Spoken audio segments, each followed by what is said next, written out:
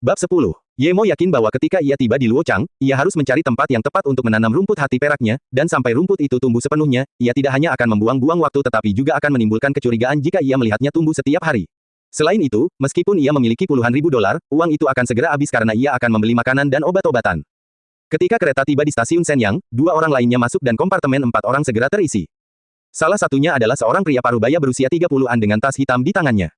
Dia memiliki mata yang sangat cerdik saat dia mengamati kompartemen dan melihat wanita itu sedang tidur, jadi dia tersenyum dan menyapa Ye Mo, "Halo, saya Jin Jibing, dan saya akan ke Beijing, bagaimana saya harus memanggil Anda, teman?" "Mo Ye," kata-kata Ye Mo sangat sederhana karena dia tidak suka berbicara dengan orang asing. Ini adalah kebiasaannya setelah bertahun-tahun berkultivasi. Selain itu, dia tidak terlalu menyukai mata Jin Jibing yang tidak jelas. Saat ini, wanita berusia 40-an juga terbangun dan duduk di tempat tidur. Jin Jibing sepertinya merasa Ye Mo tidak suka banyak bicara, jadi dia langsung menyapa wanita itu. Setelah tidur siang sebentar, wanita ini menjadi lebih bersemangat. Namun, dia cukup banyak bicara, dan tak lama kemudian mereka mulai membicarakan segala hal. Ye Mo mendengar bahwa wanita ini bernama Wang Yan dan akan pergi ke Beijing juga, namun, dia juga punya urusan di Shenyang. Dia tidak lagi tertarik dengan percakapan mereka dan memandang orang lain yang datang. Ini adalah seorang pemuda berusia 20-an yang mengenakan pakaian yang sangat biasa, bahkan ada beberapa tambalan di celananya yang berarti kondisi ekonominya tidak terlalu baik. Ye Mo tidak tahu mengapa dia membeli tiket tempat tidur. Namun, pemuda ini sepertinya takut pada sesuatu, dan begitu dia masuk, dia pergi ke tempat tidurnya dan tidak lagi berbicara. Dia hanya mencengkeram tasnya erat-erat. Melihat sikap waspadanya, Ye Mo merasa dirinya lebih berpengalaman dibandingkan wanita berusia 40-an itu. "Adik, apakah kamu punya emas di tasmu?" "Haha, saya melihat Anda sangat waspada." "Tidak apa-apa, kita semua orang asing, tapi hati-hati saja, tidak perlu memeluk tasmu sekencang ini." Jin Jibing berbicara dengan wanita itu sebentar dan tiba-tiba menatap pemuda lugu itu, bercanda dengannya. Tidak ada emas, hanya beberapa alat untuk menyembuhkan penyakit." Pemuda lugu ini sepertinya tidak menyangka seseorang akan berbicara dengannya dan langsung tergagap. "Oh, saya tidak tahu Anda seorang dokter, maafkan kekasaran saya sebelumnya, siapa nama keluarga Anda?" Melihat kegelisahan pemuda itu, Jin Jibing bertanya sekali lagi, namun, nadanya tidak menghina. "Saya Yu Erhu, keterampilan medis saya diturunkan dari nenek moyang saya." Nada cemas Yu Erhu masih terlihat jelas, menunjukkan bahwa ini adalah pertama kalinya dia meninggalkan rumahnya.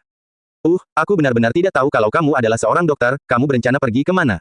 Nada bicara Wang Yan jelas mencurigakan terhadap Yu Erhu sebagai seorang dokter, namun, dia tidak berterus terang mengenai hal itu.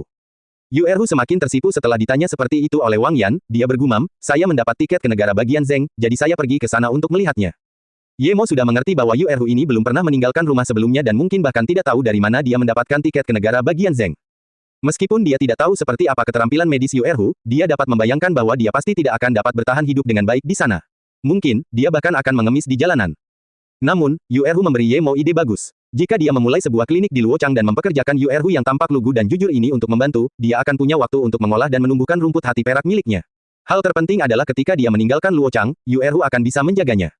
Mendengar perkataan Yu Erhu, baik Jin Jibing maupun Wang Yan jelas tidak mempercayainya, jadi mereka dengan cepat kehilangan minat padanya, namun, ketertarikan Ye Mo pada Yu Erhu telah meningkat. Melihat Ye Mo mengobrol sedikit dengan Yu Erhu sebelum dia berhenti dan memejamkan mata untuk tidur, Yu Jibing tiba-tiba mengeluarkan majalah dari tasnya dan sepasang kacamata. Namun, Ye Mo waspada. Saat Jin Jibing ini masuk, cara matanya bergerak ke sekeliling tidak terlihat seperti dia rabun. Untuk apa dia mengeluarkan kacamatanya saat ini?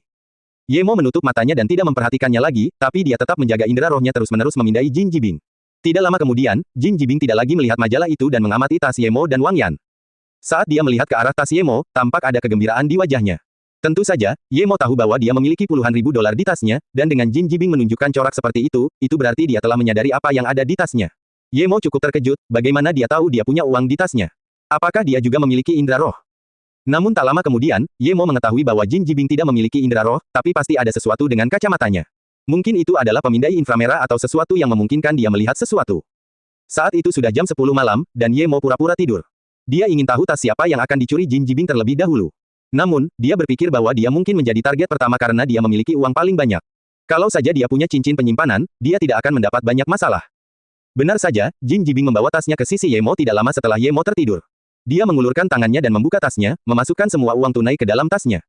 Ye Mo mencibir dan tidak menghentikannya. Dia tahu pencuri ini akan mengambil semuanya. Dia tidak perlu marah. Dia hanya menggunakan selimut untuk menutupi tangannya dan pada saat yang sama mengambil kembali uang yang dicuri Jin Jibing darinya. Lalu, dia juga mengambil segala sesuatu selain pakaian Jin Jibing dari tasnya. Dia mempunyai indera roh, jadi sejelas menggunakan matanya. Yu Erhu sudah tertidur, tapi Wang Yan jelas memperhatikan gerakan Jin Jibing. Namun, Jin Jibing berbalik dan menatapnya. Saking ketakutannya, ia langsung menutup mulutnya dengan tangan, tidak berani bersuara. Saat ini, klakson berbunyi, mereka telah sampai di sebuah stasiun. Jin Jibing telah mengambil semuanya dan mengambil tasnya saat dia hendak pergi. Saat ini, seorang gadis berusia 20-an berjalan melewati kompartemen dan melihat gerakan Jin Jibing. Dia langsung tahu bahwa dia adalah seorang pencuri tetapi yang lebih penting, korbannya masih tertidur. Gadis itu melihat pencuri itu dan langsung berteriak, namun Jin Jibing mengambil tasnya dan tidak peduli jika orang lain mengetahuinya saat dia berlari keluar dari gerbong kereta. Pencuri itu mencuri barang-barangmu, dan kamu masih tidur. Gadis ini melihat Jin Jibing melarikan diri dan yakin bahwa barang milik Ye Mo telah dicuri, jadi dia mengingatkan Ye Mo dengan keras. Ye Mo membuka matanya dan melihat gadis yang sangat khawatir ini dan menyadari bahwa dia adalah seorang pelajar. Tidak heran dia memiliki rasa keadilan. Melihat orang lain mengkhawatirkannya, dia tidak punya pilihan selain tersenyum dan berkata, sebenarnya aku tidak punya banyak di tasku, jadi tidak masalah jika dia mencurinya. Kamu harus segera memanggil polisi. Aku akan membantumu dalam hal itu. Gadis ini sangat berhati hangat. Ye Mo berpikir bahwa orang yang paling tidak ingin dia hadapi sekarang adalah polisi, jadi dia dengan cepat melambaikan tangannya, jangan pedulikan ini, aku benar-benar tidak punya banyak, tidak perlu menelepon polisi tapi tetap saja, terima kasih. Gadis ini melihat bahwa Ye Mo benar-benar tidak ingin memanggil polisi, jadi dia menggelengkan kepalanya tanpa daya dan melintasi kereta. Melihat gadis ini pergi, Ye Mo segera memasukkan semuanya ke dalam tas. Awalnya dia punya $50.000, tapi sekarang dia punya tambahan $20.000. Selain itu, ada juga beberapa barang lain-lain dan setumpuk besar dokumen identitas. Ye Mo memasukkan semuanya ke dalam tasnya. Meskipun dia tidak melihat Ye Mo mencuri semuanya kembali, Wang Yan melihat dengan matanya sendiri Jin Jibing mengambil beberapa catatan dari tas Ye Mo, tapi pemuda ini berkata tidak ada apapun di tasnya. Jelas sekali, dia tidak percaya bahwa barang-barangnya telah dicuri, dan dia hanya bisa menggelengkan kepalanya.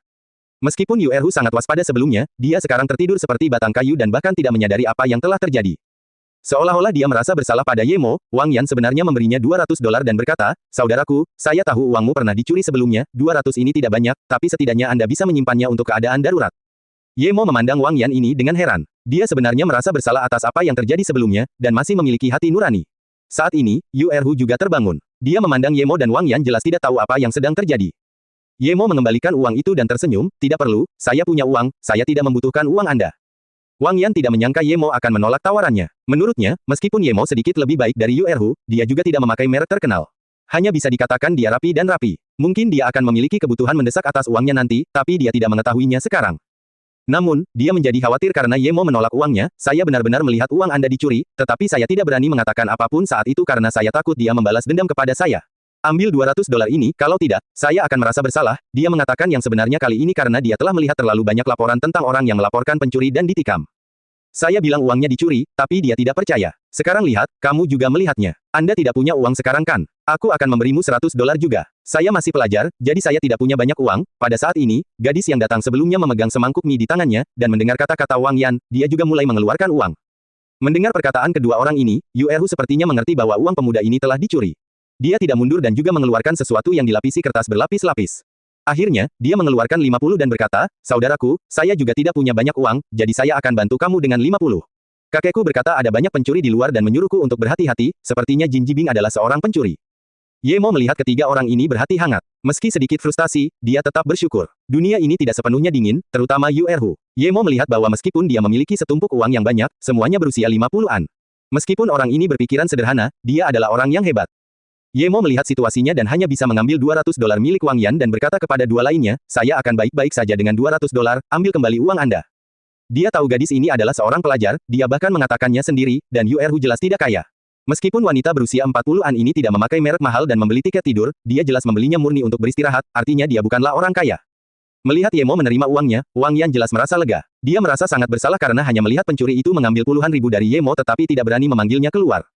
Setelah Ye Mo mengambil uang itu, dia mengambil 3 ramuan kami dari tasnya dan memberikannya kepada Wang Yan, saya tidak akan mengambil uang Anda secara gratis, ambillah 3 ramuan ini.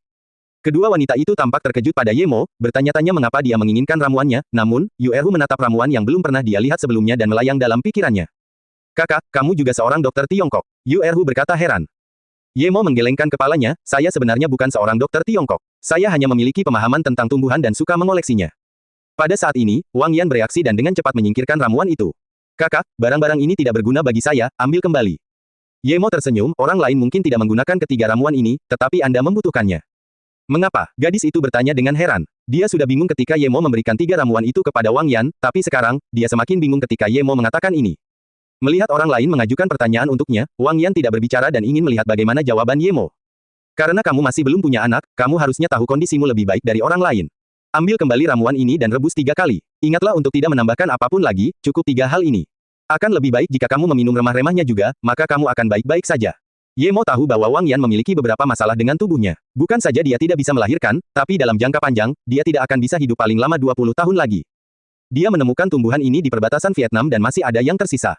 Orang normal tidak akan tahu kegunaannya karena ketiganya harus dikonsumsi secara bersamaan. Sejujurnya, dia kehilangan ramuan yang mengisi kembali esensi tubuh, tapi Ye Mo melihat bahwa tubuh Wang Yan cukup kokoh, jadi meskipun dia mungkin sedikit menderita, itu seharusnya tidak menjadi masalah. Namun, sebelum dia bisa meminumnya, dia masih perlu menggunakan Qi-nya untuk membantu mencuci meridiannya. Ah, Anda benar-benar tahu bahwa saya telah, Wang Yan meminum ketiga ramuan itu dengan penuh semangat dengan tangan gemetar. Tiba-tiba, dia membungkuk berkali-kali kepada Ye Mo tetapi masih tidak bisa berkata apa-apa. Dia telah menikah lebih dari 10 tahun tetapi tidak dapat mempunyai anak. Bukan hanya keluarga ibu mertuanya yang meremehkannya, bahkan tetangganya pun menghinanya.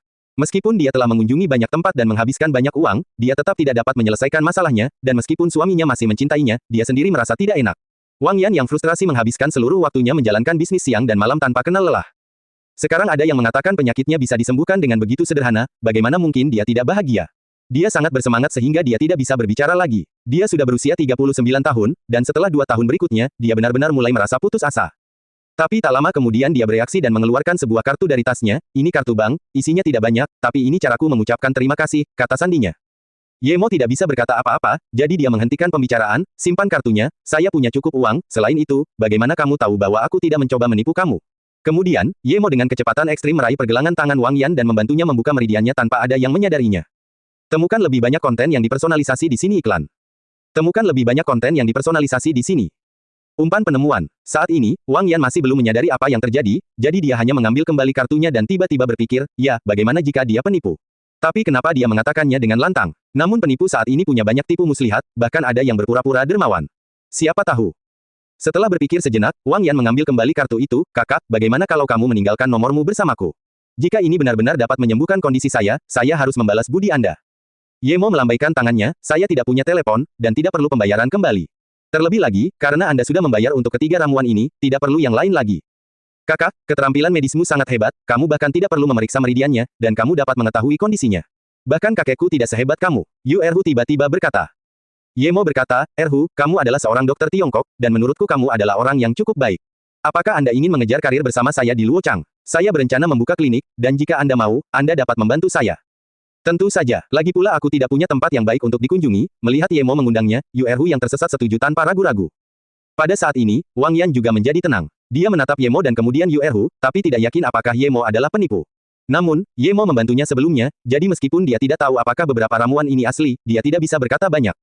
Gadis itu melihat bahwa Ye Mo juga seorang dokter dan mengaguminya. Sekarang Ye Mo berkata dia akan pergi ke Luochang, dia segera berkata, aku juga akan pergi ke Luochang, kalau begitu kita bisa pergi bersama. Tunggu, aku akan membawa barang-barangku ke sini. Baik, kita bisa saling membantu dengan lebih banyak orang. Ye Mo tidak keberatan gadis ini naik kereta bersama mereka. Meskipun gadis ini tidak terlalu cantik, dia memiliki hati yang baik, dan dia juga terlihat baik. Selain itu, dia ingin membantu Ye Mo sebelumnya. Aku akan membantumu membawa barang. Yu Erhu adalah orang yang sangat lembut, dan sekarang setelah mereka akrab satu sama lain, dia sebenarnya baru saja meninggalkan tasnya di tempat tidur dan akan membantu gadis itu membawa barang-barangnya. Saat itu, dia mengatakan bahwa kakeknya memberitahunya bahwa ada banyak pencuri di luar, namun sekarang setelah satu percakapan, dia sudah sangat percaya pada Ye Mo. Ye Mo mengangguk dan berkata, pergi saja, aku akan mengurus barang-barangmu. Namun, Wang Yan memandang ketiganya dengan rumit dan kembali ke tempat tidurnya. Dia tidak berbicara lagi tetapi sedang memikirkan apakah dia harus merebus ramuan yang diberikan Ye Mo padanya atau tidak. Segera, gadis itu memindahkan barang-barangnya, itu hanya sebuah kotak dan tas. Gadis ini sangat banyak bicara dan menikmati percakapan dengan Ye Mo dan Yu Erhu. Namun, Wang Yan tidak banyak bicara, seolah ada sesuatu yang ada di hatinya. Dari percakapan mereka, Ye Mo mengetahui bahwa gadis ini masih belajar di Luochang di Universitas Kedokteran Jiangnan. Namanya Yang Yi, dia duduk di bangku kelas 3 dan berspesialisasi dalam pengobatan praktis. Ketiganya menikmati percakapan yang menyenangkan dan tak lama kemudian, kereta telah mencapai Beijing. Wang Yan mengucapkan selamat tinggal pada ketiganya dan segera turun dari kereta. Setelah kereta tiba di negara bagian Zheng, ketiganya turun dari kereta dan berganti kereta ke Luochang. Namun, percaya bahwa Ye Mo telah kehilangan semua uangnya, Yang Yi bersikeras membeli tiket untuk Ye Mo. Pada akhirnya, Ye Mo tidak punya pilihan, selain mengeluarkan setumpuk 10.000 dan memberitahunya bahwa uangnya tidak dicuri. Saat itulah Yang Yi mundur. Tidak ada kecelakaan saat membeli tiket, dan ketiganya hanya menggunakan waktu sekitar setengah jam untuk naik kereta dari negara bagian Zheng ke Luochang. Kali ini, tidak ada tempat tidur tetapi hanya kursi, dan Yu Erhu bersikeras membayar tiketnya sendiri, jadi Ye Mo tidak menghentikannya. Saudara Mo, saya dengar Anda memerlukan sertifikat untuk melakukan praktik kedokteran di kota-kota besar. Jika kami memulai klinik di Luochang, apakah kami akan diperiksa? Yu Erhu sepertinya tidak tahu bagaimana dunia bekerja dan hanya diberi pengetahuan sederhana sebelum dia pergi. Tentu saja, Anda memerlukan sertifikat, jika tidak, kamu akan dinilai sebagai dokter penipu, sebelum Ye Mo dapat menjawab, Yang Yi menjawab. Ye Mo tahu dia membutuhkan ini, tapi sekarang, selama dia punya uang, sertifikat apapun mudah dibuat dan tidak terlalu khawatir. Kakak Mo dan Erhu, kalian berdua tidak punya telepon. Bagaimana saya akan menghubungi Anda nanti? Yang Yi rukun dengan Ye Mo dan Yu Erhu, tetapi dia adalah satu-satunya yang memiliki telepon dari ketiganya dan melihat bahwa Ye Mo jelas merupakan seseorang yang tidak akan mengambil inisiatif untuk menelepon orang lain, jadi dia bertanya. Saat Kakak Mo dan aku sudah menemukan tempat tinggal, kami akan menghubungimu. Yu Erhu memiliki kesan yang baik terhadap Yang Yi. Oke, Erhu, kamu harus ingat untuk meneleponku. Saya tidak punya orang yang saya kenal di Luochang. Mengenalmu dan Kakak Mo akan membuat segalanya lebih mudah ketika aku membutuhkan bantuan di masa depan, kata Yang Yi setengah bercanda. Bagi Yang Yi, meskipun Ye Mo terlihat agak jelek dengan tanda di wajahnya, dia merasa nyaman berbicara dengannya dan tetap bersamanya. Ketiganya semakin mengenal satu sama lain selama perjalanan dan, setelah beberapa jam, kereta akhirnya tiba di stasiun Luochang. Ye Mo dan Yu Erhu mengatur untuk bertemu dengan Yang Yi di masa depan dan berpisah di stasiun. Ning Hai, selama beberapa hari, Ning Qingsui, yang tidak bisa istirahat dengan baik, akhirnya tenang. Entah itu TV atau berita online, mereka menunjukkan bahwa pelaku kasus beberapa hari yang lalu telah melarikan diri dari Ning Hai, dan sekarang, patroli polisi di Ning Hai jelas sudah tenang. Semua tanda ini berarti Ye Mo benar-benar telah meninggalkan Ning Hai. Su Wei, aku ingin pergi beberapa hari. Bisakah Anda menjaga bunga yang saya tanam di sini, terutama yang terkecil ini? Ning Qingsui baru saja berbicara dengan Su Wei ketika Li Mumei datang dari tempat Su Jingwen. Mendengar kata-kata Ning Qingsui, Li Mumei langsung bersukacita, Qingsui, kamu ingin kembali ke negara bagian Yu. Namun, Ning Qingsui menggelengkan kepalanya, tidak, aku hanya ingin keluar sendiri dan menenangkan perasaanku, dan terlalu membosankan tinggal di Ning Hai sepanjang waktu, dia bahkan tidak memberitahu Li Mumei kemana dia pergi.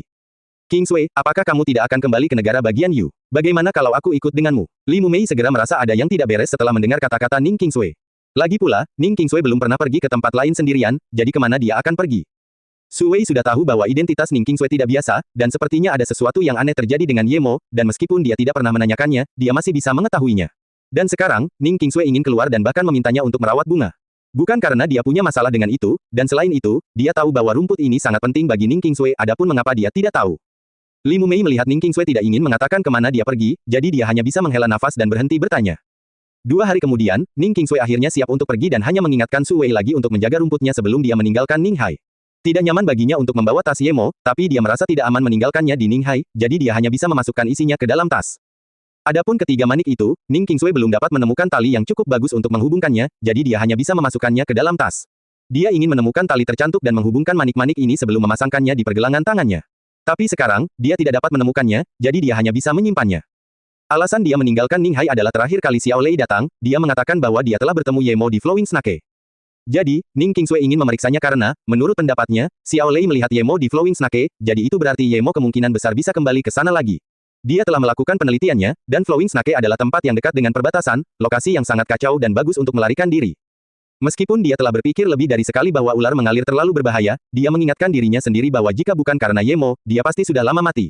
Jadi bagaimana jika dia mati lagi? Selain itu, dia juga mengerti bahwa jika dia tidak aktif mencari Ye Mo dan hanya tinggal di Ning Hai, mungkin dia tidak akan bisa melihat Ye Mo seumur hidupnya. Dia merasa Ye Mo tidak akan datang mencarinya. Meskipun dia tidak tahu mengapa Ye Mo kembali ke Ning Hai terakhir kali, dia yakin Ye Mo tidak datang untuknya. Dia menyadari bahwa perasaannya terhadap Ye Mo menjadi semakin rumit. Awalnya, dia hanya ingin memanfaatkannya, kemudian dia merasa bersalah dan ingin meminta maaf serta memberikan kompensasi kepadanya. Namun, setelah itu dia terluka saat melindungi rumput, dan Ye Mo lah yang merawatnya. Dia merasa bersyukur padanya dan bahkan ingin hidup bersamanya seperti ini selama sisa hidupnya. Tapi dia merasa semakin dia memahaminya, semakin jauh dia darinya. Dia menjadi orang asing baginya, namun dia ingin lebih memahaminya. Tidak ada perjalanan langsung ke Guilin dari Ning Hai, tapi ada penerbangan ke Gunung Xian, dan dari sana, Ning Qingsui bisa langsung menuju Guilin. Tidak ada masalah yang terjadi dari Ning Hai hingga Guilin. Namun, setelah tiba di sana, Ning Qingsui menyadari bahwa dia bahkan tidak dapat menemukan tumpangan ke Flowing Snake. Tidak peduli berapa banyak uang yang dia tawarkan, tidak ada yang mau membawanya ke Flowing Snake, dan kebanyakan dari mereka bahkan mencoba membujuknya bahwa gadis seperti dia tidak boleh pergi ke Flowing Snake sendirian. Namun, Ning Qingsui bertekad untuk pergi ke sana, jadi pada akhirnya, dia tidak punya pilihan selain pergi ke perusahaan persewaan dan menyewa Volkswagen, dia siap menyetir sendiri ke Flowing Snake. Meski tumpangan ke Flowing Snake sangat sulit ditemukan, rutenya bisa ditanyakan dengan mudah. Setelah 2 jam, mobil Ning Qingsui telah memasuki jalur pegunungan yang berkelok-kelok, dan dia menyadari bahwa dia bahkan belum melewati setengah jalan, tetapi saat itu sudah jam 5 sore. Setelah 2 jam yang bergelombang, Ning Qingsui menyadari bahwa jalanan mulai menjadi lebih datar, dan lingkungan di sekitarnya menjadi lebih terpencil, lolongan binatang terdengar dari waktu ke waktu, dan angin bertiup kencang di pepohonan. Karena cemas, Ning Qingsui melaju semakin cepat. Kakak, menurutku tidak akan ada mobil selarut ini, haruskah kita pindah? Di sepetak hutan yang tidak bisa dilihat Ning Qingsui, beberapa pasang mata sudah menatapnya. Pria bernama Big Brother melambaikan tangannya dan berkata, tidak perlu, kita masih ada urusan lain malam ini. Ditambah lagi, orang yang mengendarai model ini mungkin tidak memiliki banyak barang rampasan. Dan, jangkauan Fangnan sangat luas sekarang, kami tidak perlu mengekspos kami untuk mobil jenis ini. Ning Qingsui tidak akan pernah membayangkan bahwa dia terhindar dari bencana hanya karena model mobil yang dia kendarai. Ketika dia akhirnya tiba di Flowing Snake, waktu sudah menunjukkan sekitar jam 9 malam. Ning Qingsui yang lelah membawa tasnya dan bersiap mencari tempat untuk bermalam dan mencari berita Ye Mo besok. Flowing Snake bukannya tanpa hotel, tapi sebagian besar diperuntukkan bagi para bandit atau pedagang di perbatasan, dan mereka yang bisa melakukan bisnis ilegal di sini bukanlah orang biasa. Hotel-hotel ini tidak hanya memiliki tempat tinggal tetapi juga menyediakan bar untuk minum orang di lantai bawah. Jadi begitu Ning Qingsui masuk ke hotel terdekat, dia langsung menarik perhatian hampir semua orang di hotel. Flowing Snake memang memiliki beberapa wanita, tetapi ini adalah pertama kalinya seorang gadis yang seputih, semuda, dan secantik itu datang. Mereka yang bisa bertahan hidup di Flowing Snake menundukkan kepala, dan orang-orang ini mabuk hampir setiap hari. Jadi begitu mereka melihat Ning Qingsui, semua orang mengarahkan pandangan mereka ke tubuh Ning Qingsui, bahkan kedua wanita yang ada di sana. Ning Qingsui menatap mata serigala lapar yang tak terhitung jumlahnya dan merasa kedinginan menggigil tak terkendali. Seolah-olah melihat Ning Qingsui menggigil, seorang pria berusia 30 tahun yang duduk di bar memiliki cahaya yang bersinar di matanya. Dia membawa cangkir dan berjalan, "Nak, kamu akan menginap semalam. Jangan khawatir, denganku di sini, tidak ada yang berani menyakitimu. Bos, berikan aku kamar terbaik untuk gadis ini, itu tanggung jawabku." Begitu pria ini datang dan berbicara, banyak orang langsung terdiam. Mata mereka yang penuh nafsu juga menunjukkan simpati. Semua orang tahu bahwa orang ini bernama Si Wei. Bahkan, dia punya gelar lain, Echidna. Tidak hanya dia kejam, tetapi sangat sulit untuk dihadapi karena bahkan Fang Nan tidak bisa berbuat apa-apa terhadap kekuatan di belakangnya. Yang terpenting, orang ini sangat bernafsu, dan banyak gadis yang mati di tangannya. "Tidak perlu, aku akan pergi ke tempat lain." Ning Qingsui berbalik dan hendak pergi. "Apakah kamu pikir kamu bisa pergi? Nak, jangan sombong padaku." Si Wei melihat Ning Qingsui dengan wajah pucat ingin pergi, jadi dia segera melemparkan cangkirnya ke tanah dan melipat tangannya, berdiri di depan pintu menatap Ning Qingsui dengan dingin. Dalam perjalanannya ke sini, Ning Qingsui belum pernah bertemu bandit manapun dan mengira Xiao Lei telah melebih-lebihkan sejak saat itu, meskipun ini adalah perbatasan, seharusnya tidak terlalu kacau. Namun, sekarang dia menyadari betapa kacaunya ular mengalir, dia telah dilecehkan di depan umum, namun tidak ada seorang pun yang mencoba menahan pria itu. "Aku akan memberimu waktu 3 detik, tuangkan anggur untukku dan bertobat, atau aku akan menelanjangimu di sini dan menidurimu." Si Wei tidak pernah memiliki kesabaran untuk menunggu seorang wanita. Baginya, perempuan hanya bisa dimanfaatkan oleh laki-laki. Ning Qingsui memandangi ruangan yang penuh dengan tatapan dingin dan kulit galak Si Wei dengan wajah pucat dan jantungnya bergetar. Bahkan jika dia mati, dia tidak ingin diperkosa di sini, terlebih lagi, dia bahkan belum bertemu Ye Mo. Ning Qingsui yang belum pernah berhubungan dengan sisi gelap dunia akhirnya mengerti apa yang dimaksud dengan tidak masuk akal. Dia mengira dia sudah dewasa, tetapi ada beberapa hal yang harus dihadapi sebelum seseorang mengetahui terornya. "Aku mencari suamiku Ye Mo, dia di Flowing Snake, kamu tidak bisa menyentuhku." Bahkan Ning Qingsui merasa nadanya pucat dan lemah. Dia baru saja mendengar Xiao Lei telah diselamatkan oleh Ye Mo di sini, jadi dia menyebutkan namanya dengan lantang untuk melihat apakah ada yang mengenalnya. "Hahaha, suamimu akan menjadi aku mulai sekarang, apa Ye Mo? Jika dia ada di Flowing Snake, aku akan membuatnya menghilang." Si Wei tertawa sombong dan mengulurkan tangannya untuk meraih Ning Qingsui. Rasa jijik yang ekstrim melintas di wajah Ning Qingsui saat dia menghindar ke samping sekali lagi. Cek, Si Wei benar-benar marah kali ini. Belum pernah ada wanita yang berani menolaknya. Namun hari ini, wanita ini menolaknya berkali-kali, membuatnya kehilangan banyak muka. "Tunggu, Saudara Wei, bisakah kamu mendengarkan perkataanku?" Seorang pemuda berusia 20-an tiba-tiba berjalan mendekat dan berkata. Semua orang terkejut melihat orang yang berani mengganggu Si Wei saat ini. Apakah dia ingin mati? Tetapi ketika orang-orang melihat siapa orang ini, tidak ada yang menambahkan sepatah kata pun. Orang yang muncul bernama Rock, pengawal pribadi Fang Nan. Meskipun Flowing Snake tidak 100% merupakan wilayah klan Pudao, tidak ada geng yang dapat menandingi mereka sejak geng Vietnam dan geng Filipina dimusnahkan. Kebanyakan orang yang datang ke Flowing Snake untuk urusan bisnis akan memberikan rasa hormat kepada ular lokal ini, klan Pudao. Meskipun Si Wei sangat tidak senang diganggu, dia tetap mengenal Rock. Pemuda ini selalu berada di samping Fang Nan dan memiliki kekuatan di klan Pudao, jadi meskipun dia adalah seekor naga yang menyeberangi sungai, dia tidak ingin berlebihan. Dia tidak punya pilihan selain mengatakan, "Saudara Rock, jika ada yang ingin Anda katakan, silakan lakukan, tetapi saya pasti akan mendapatkan wanita ini. Mudah-mudahan Bapak bisa menjelaskannya dengan cepat sehingga saya bisa menjalankan bisnis saya." Meskipun nadanya sedikit sopan, kesombongan itu tidak dapat disangkal. Jelas, meskipun dia sedikit menghormati Rock, dia tidak takut pada klan Pudao. Wajah Rock berubah tetapi tidak membantah karena dia tahu asal-usul Si Wei. Dia tidak hanya bisa hidup dengan baik di Flowing Snake tetapi banyak tempat di perbatasan karena dia adalah orang yang kuat dari geng amfibi. Bagi geng amfibi, klan Pudao hampir tidak bisa disebut sebagai ular lokal karena klan amfibi adalah klan terhebat di perbatasan. Kegiatan mereka berlokasi di perbatasan negara-negara Asia dan melakukan bisnis yang menguntungkan. Dikatakan bahwa geng amfibi adalah milik Nanking, dan bagian dari dunia bawah tanah bagian timur akan merinding saat menyebut nama ini. Flowing Snake hanyalah perhentian kecil bagi mereka. Konsekuensinya bisa dibayangkan jika mereka menyinggung geng amfibi. Jadi meskipun Si Wei tidak terlalu sopan kepada Rock, dia tidak berani mengatakan apapun. "Kalau aku boleh bertanya, kamu bilang suamimu bernama Ye Mo. Ye Mo yang mana yang kamu bicarakan?" Rock datang ke pintu dan bertanya. Dia tahu bahwa Si Wei sangat terburu nafsu. Tepat ketika Ning Qingsui tidak tahu harus berbuat apa lagi, seseorang datang bertanya padanya, dia langsung merasa seperti seseorang yang akan tenggelam tetapi berhasil meraih balok kayu yang mengambang. Bukan karena dia takut mati karena dia sudah pernah mati, tapi kehilangan, kesetiaan, lebih mengerikan daripada kematian. Kalau tidak, dia tidak akan khawatir jika dilihat terakhir kali ketika dia dirawat oleh Ye Mo. Ketika Rock bertanya, dia langsung menjawab, saya datang untuk mencari suami saya Yemo, dia datang ke Flowing Snake sebelumnya. Saya mengetahuinya dari teman saya dan datang mencarinya. Lalu, Ning Qingsui menggambarkan penampilan Yemo. Mendengar kata-kata Ning Qingsui, Rock sudah yakin bahwa Ning Qingsui sedang membicarakan saudara Ye. Tidak mengherankan, hanya kakak Ye yang memiliki istri secantik itu. Namun, Rock mengetahui karakter Si Wei dan berbalik ke arah pengikutnya, beritahu saudara Nan bahwa istri saudara Ye datang. Apa maksudmu? Si Wei jelas merasa bahwa kata-kata Rock tidak benar. Sepertinya dia tidak berencana memberikannya padanya. Maaf, kakak Si, wanita ini milik kakak Ye kita, kamu tidak bisa menyentuhnya. Kemudian, Rock melambaikan tangannya, dan 3 anak buahnya muncul. Wajah Si Wei tenggelam, ini berarti kamu bertindak melawanku. Apakah Fang Nan tidak ingin tinggal di sini lagi? Sudah kubilang, aku akan melahirkan wanita ini hari ini, dan bahkan jika Fang Nan datang, aku akan tetap membawanya. Saudaraku, bawa wanita ini pergi. Begitu Si Wei berbicara, keempat pemuda bertato, yang awalnya hanya berdiri di samping menonton, segera menyerbu. Wajah Rock berubah, dan setelah ragu-ragu sejenak, dia melambaikan tangannya dan kaki tangannya juga datang. Kedua belah pihak langsung membentuk dikotomi. Pengikut sepertimu berani mengambil wanitaku. Apakah kamu benar-benar berpikir aku tidak berani melakukan apapun padamu? Tunggu sampai kakimu patah dan minta penjelasan dari Fang Nan. Saudaraku, serang. Kata-kata Si Wei penuh dengan keganasan dan kekejaman.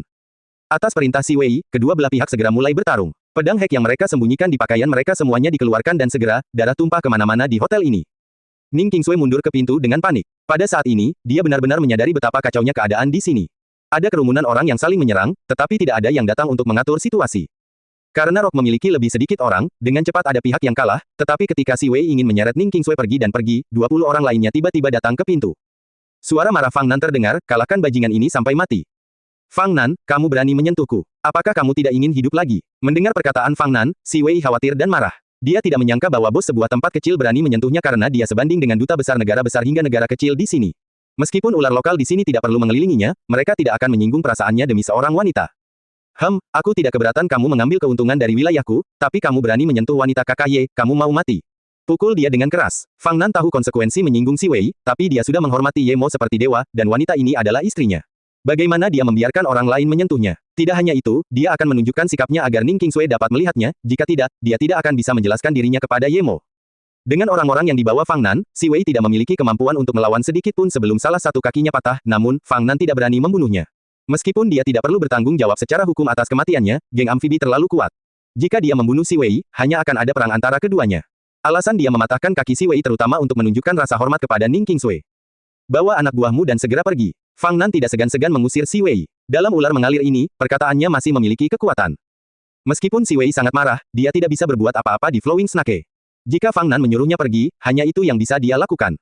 Bahkan jika dia ingin membalas dendam, dia harus menunggu sampai dia melaporkan kejadian tersebut di sini dengan berlebihan. Si Wei membawa beberapa anak buahnya dan meninggalkan hotel ini, mereka hanya bertukar dengan yang lain tetapi tidak meninggalkan Flowing Snake. Salah satu alasannya adalah hari sudah larut, dan kakinya patah, jadi mereka tidak punya tempat lain untuk pergi. Alasan lainnya adalah meskipun Fang Nan tahu bahwa dia tidak meninggalkan Flowing Snake, Fang Nan tidak akan pergi mencarinya. Fang Nan memang tahu bahwa Si Wei belum meninggalkan Flowing Snake, tapi dia tidak berani melakukan hal-hal yang berlebihan. Jika itu menyangkut insiden dengan Ning Qingsui, dia punya hak untuk itu, tapi jika dia mengusir Si Wei dari Flowing Snake, maka dia tidak punya alasan apapun. Jika dia lebih kuat, maka tidak masalah apakah dia bersikap tidak masuk akal atau tidak, tapi tidak peduli seberapa kuat dia tidak akan lebih kuat dari klan amfibi. Ning Qingsui menatap dengan heran pertarungan yang dimulai karena dia. Itu dimulai dengan cepat dan berakhir dengan cepat dan meninggalkan tanah yang penuh darah. Dia tidak mengira Ye Mo memiliki teman setia di Flowing Snake. Dia merasa lebih bingung dengan Ye Mo yang menghabiskan waktunya menanam bunga sepanjang hari. Kemudian, dia memikirkan tentang bagaimana Song Xiaowen dan Song Shaotan dibunuh olehnya, ditambah apa yang dia lihat hari ini, sepertinya apa yang dikatakan Xiao Lei padanya benar, Ye Mo benar-benar memiliki kemampuan yang hebat. Lalu mengapa dia mendengar di Beijing bahwa Ye Mo adalah manusia yang sama sekali tidak berguna? Fang Nan melihat wajah Ning Qingsui dan tertegun ketika dia berpikir bahwa hanya orang seperti saudara Ye yang dapat memiliki istri seperti itu. Wanita ini agak terlalu cantik. Namun, Fang Nan dengan hormat memindahkan Ning Qingsui ke tempat khusus lainnya dan menceritakan hal-hal tentang Ye Mo di Flowing Snake. Dia bahkan tidak menyembunyikan fakta bahwa Ye Mo telah memusnahkan 2 klan. Dalam pandangannya, Ning Qingsui adalah istri Ye Mo, jadi dia pasti sudah tahu tentang apa yang telah dilakukan Ye Mo. Semakin banyak Ning Qingsui mendengar, semakin dia terkejut. Dia tidak berpikir bahwa Ye Mo telah melakukan begitu banyak hal di Flowing Snake dalam waktu sesingkat itu. Dia telah mengalahkan para bos di sini untuk menghormatinya, namun, yang membuat Ning Qingsui kecewa adalah Ye Mo tidak kembali dan sepertinya pergi ke tempat lain. Ning Qingsui tiba-tiba merasa sedikit kesepian tidur di benteng perbatasan di Flowing Snake. Dia tidak tahu mengapa dia datang mencari Ye Mo. Sejak awal, Ye Mo hanya membantunya, bahkan pernikahan itu palsu.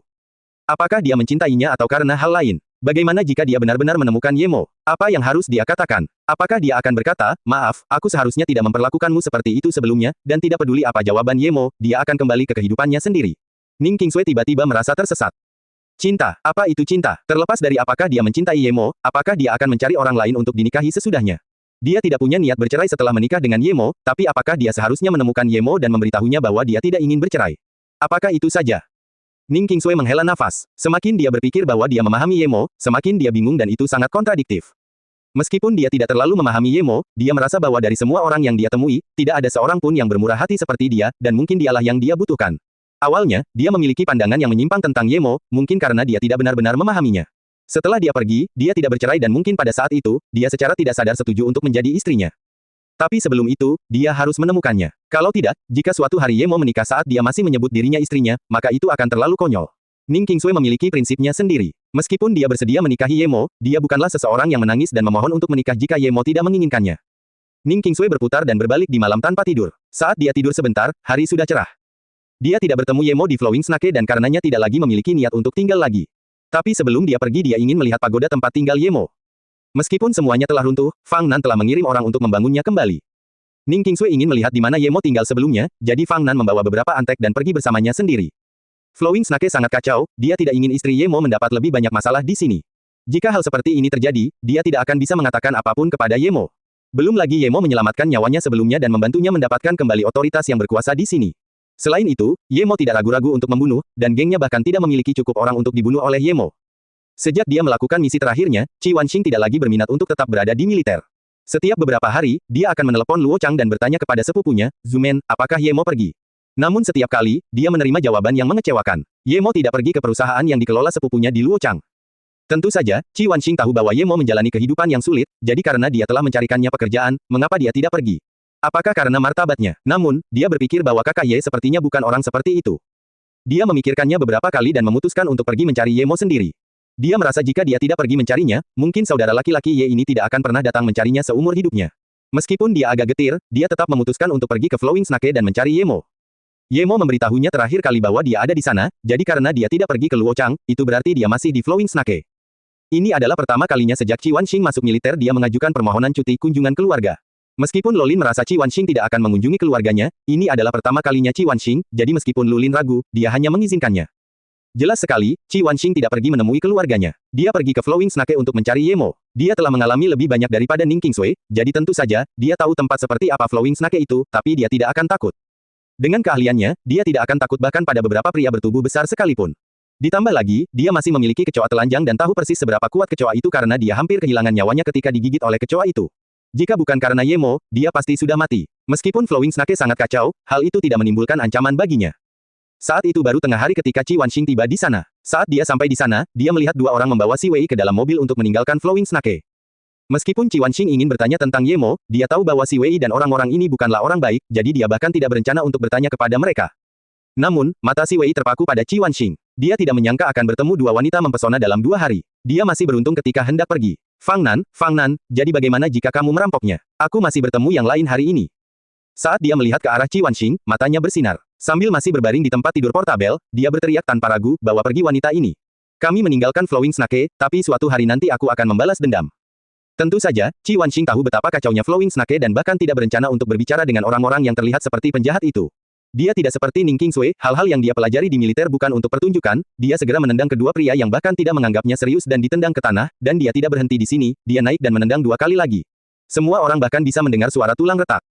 Si Wei sangat kesal karena wanita yang dilihatnya hari ini berani melawan, tetapi sebelum dia bisa melepaskan amarahnya, dia menemukan kaki kedua pria itu dipatahkan oleh Qi Wanxing. Sebelum dia sempat berteriak, Qi Wanxing kembali menendang tepat di kakinya yang baru saja diplester. Raungan Si Wei terdengar hampir 1 mil jauhnya, tapi di tempat seperti ular mengalir, tidak peduli seberapa kerasnya kamu berteriak, tidak ada yang akan datang dan melihat. 2 pria lainnya yang membawa Si Wei sudah gemetar. Mereka belum pernah melihat wanita dengan kekuatan sekuat itu yang bahkan tidak ragu-ragu saat bertarung. Ada beberapa pemuda yang pernah melihat Qi Wanxing dari kejauhan dan ingin melecehkannya, namun mereka segera mundur setelah melihat pemandangan ini. Wanita ini berani mengalahkan Si Wei, bagaimana dia bisa peduli pada mereka? Faktanya, jika Si Wei segera memilih untuk mengirim semua anak buahnya untuk menyerang Qi Wanxing pada saat yang sama, mungkin Qi Wanxing akan mendapat masalah, tapi hanya 2 yang pergi lebih dulu, dan keduanya memiliki sikap yang sangat aneh sehingga hasilnya bisa diharapkan. Namun, meskipun Si Wei menganggapnya serius pada awalnya, Qi Wanxing tidak akan keberatan, paling-paling, dia akan melepaskan serigala kecil, tetapi jika dia melepaskannya, orang-orang akan mati. Meskipun Qi Wanxing tahu betapa kacaunya tempat ini, dia tidak ingin membunuh orang begitu saja. Di tengah lolongan itu, Si Wei tidak mengira gadis cantik kedua akan begitu merepotkan. Si Wei yang berada di bawah rasa sakit yang tak tertahankan melihat bahwa wanita ini sepertinya tidak ingin menghukumnya lebih lanjut, jadi dia menahan rasa sakitnya dan berseru, cepat pergi. Qi Wanxing melihat mereka pergi tapi tidak peduli. Dia bersiap untuk bertanya kepada seseorang, tetapi tanpa diduga, orang yang berjalan ke arahnya adalah seorang wanita yang bahkan lebih cantik darinya, namun, wanita ini diikuti oleh beberapa pria di belakangnya dan tampaknya adalah pemimpin sebuah geng. Apakah kepala ular mengalir itu seorang wanita? Namun, wanita ini sepertinya tidak berpakaian seperti itu. Dia tampak lebih seperti gadis yang penurut dan terpelajar. Tidak peduli apapun, lebih baik menghadapi wanita daripada pria. Memikirkan hal ini, Qi Wanxing berjalan menuju wanita ini. Dia ingin bertanya tentang Ye Mo. Ketika Ning Qingsui pertama kali melihat Qi Wanxing, dia merasa ada sesuatu yang aneh tetapi tidak bisa mengatakan apa itu, namun, itu terasa sangat nyata. Bukankah mereka mengatakan bahwa ular mengalir itu kacau? Kenapa wanita cantik seperti itu, yang tidak kalah denganku, ada di sini? Dia terkejut. Fang Nan dan beberapa anak buahnya menemani Ning Qingsui yang pergi melihat pagoda, dan ketika mereka melihat wanita yang mempesona itu, mereka mulai bertanya-tanya apa yang terjadi baru-baru ini di tempat ini, karena dua wanita sekaliber tersebut datang berturut-turut dalam 2 hari. Untungnya, mereka tidak melihat Qi Wanxing menendang pria lain, jika tidak, kesan mereka akan berbeda.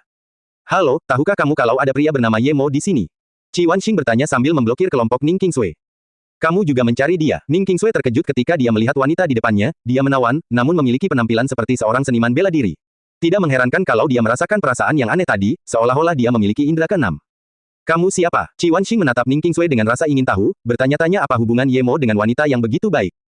Oh, dia dipanggil Ning Qingsui, istri kakak Ye. Fang Nan melihat suasananya canggung, dan jelas, gadis tampan ini juga mengenal Ye Mo, jadi dia segera memperkenalkannya. Sementara itu, dia berpikir, kakak Ye memang kuat, bahkan gadis yang dia kenal pun tidak biasa. Hah, kamu istri kakak Ye. Itu, Qi Wanxing berhasil menahan orang yang menggunakan saudara Ye sebagai tameng. Namun, dia tidak lagi memiliki kesan yang baik terhadap Ning Qingsui. Ning Qingsui juga tampaknya menyadari bahwa dia memiliki rasa permusuhan terhadapnya dan tidak tahu harus berkata apa lagi. Dia bahkan tidak bertanya apa yang dia lakukan kepada Ye Mo karena dia takut dia tidak akan mampu menangani hasilnya. Suasana kembali canggung. Bahkan Fang Nan dapat mengetahui apa yang sedang terjadi, keduanya tampaknya memiliki konflik mengenai saudara Ye, dan dia langsung khawatir. Kedua wanita ini sepertinya ada hubungannya dengan kakak Ye, jadi tidak baik membantu mereka berdua. Yang satu tampaknya legal dan yang lainnya tersembunyi. Dia tidak bisa membiarkan mereka menatap seperti ini. Jika mereka bertengkar, dialah yang akan menderita. Memikirkan hal ini, Fang Nan menyeka keringat di dahinya dan berkata, ini sudah siang, dan kita semua kelaparan, kenapa kita tidak makan dulu? Kita bisa membicarakan tentang saudara Ye setelah makan. Dia adalah pemimpin geng dan selalu menjalani hidupnya di ujung tanduk, tapi sekarang, sangat sulit baginya untuk menjadi penjaga perdamaian di antara dua wanita. Selain Qi Wanxing dan Ning Qingsui yang mencari Ye Mo, keluarga Song juga berdiskusi tentang Ye Mo. Meskipun segala macam tanda menunjukkan bahwa kematian Song Shaotan ada hubungannya dengan Ye Mo, tidak mengherankan jika dia bisa membunuh Song Shaotan, namun, akan mengejutkan jika dia benar-benar bisa membunuh Hu Qiyu. Dengan demikian, keluarga Song masih belum yakin bahwa Song Shaotan dibunuh oleh Ye Mo. Bisakah kami memastikan bahwa Si Ying yang tiba-tiba muncul di Ninghai dan menghilang adalah Ye Mo?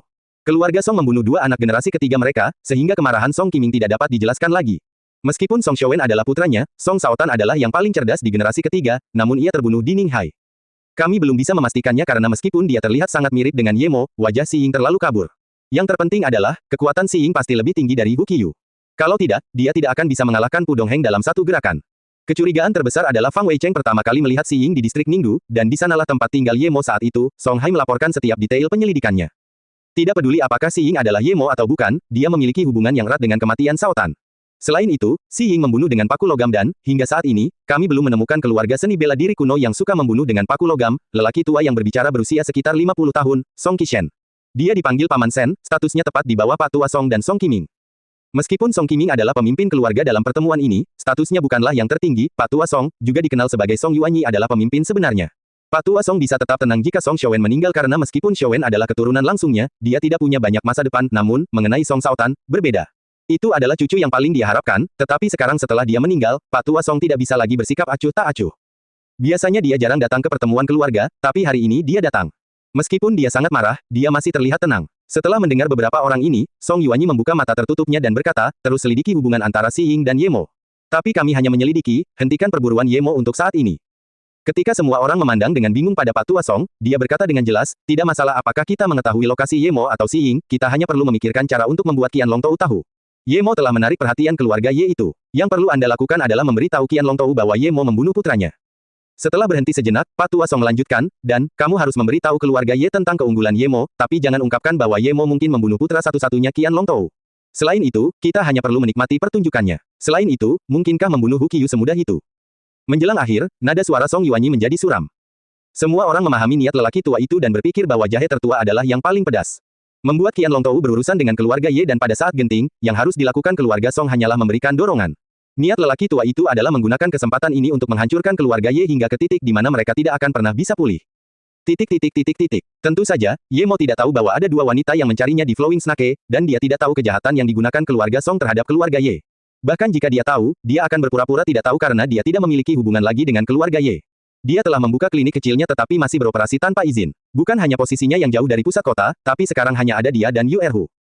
Dia memilih tempat yang jauh ini karena tempat lain terlalu mahal, tapi alasan utamanya adalah tempat ini berada di rumah pribadi tua, dan ketika Ye Mo menyewa rumah tua itu, dia telah membayar sewa 2 tahun.